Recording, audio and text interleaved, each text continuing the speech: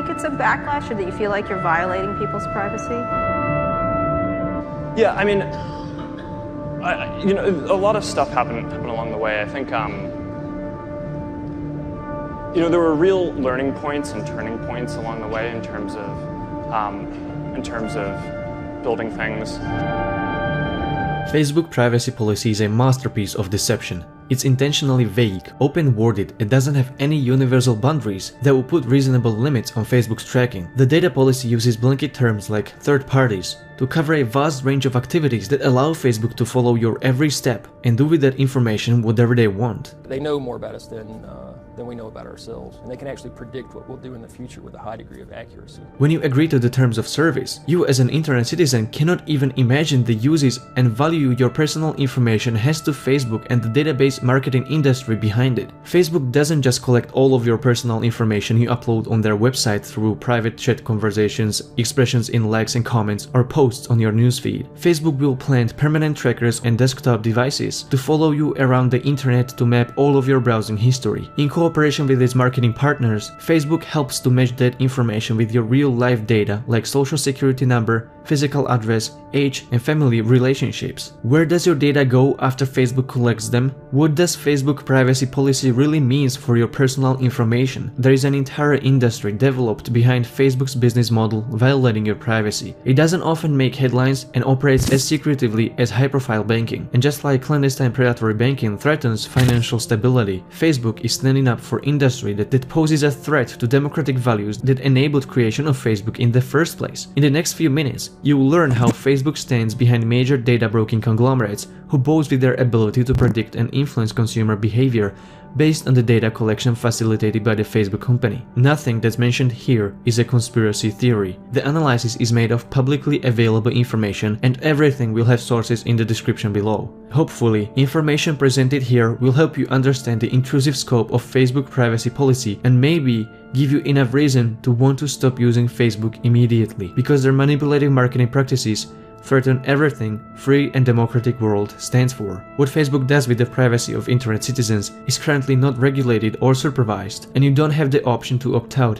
even if you don't use Facebook at all. We are in an alarming situation where big database marketing industry collects private and personally identifiable information on almost all adults on the internet. This information is used to make blanket judgments about people based on how profitable their trading algorithms view them. It's an uncontrolled joint mechanism with the intent to influence and manipulate people for their own benefit, where consumers have no say whatsoever. Trading happens about them, but without them.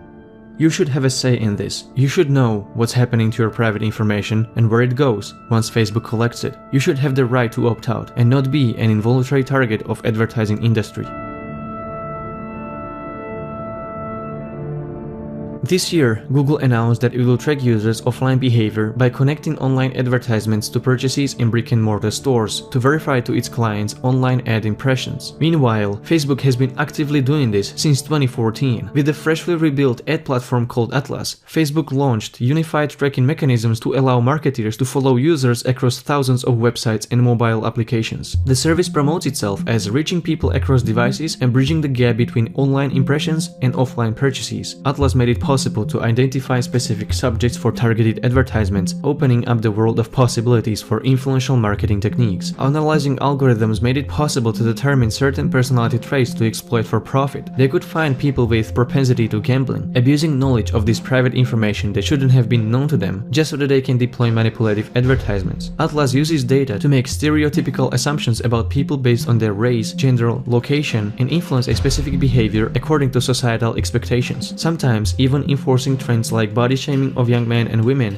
exploiting people more susceptible to predatory lending, or taking advantage of addiction weaknesses like smoking or alcohol. People make mistakes, and privacy is to protect them from being exploited for those mistakes. This is what happens when an entire industry forms around abusing people's natural and perfectly reasonable need for comfort and convenience. Facebook's affiliated mobile applications and web services give them access to your location, phone number, and telemetric data from your mobile devices.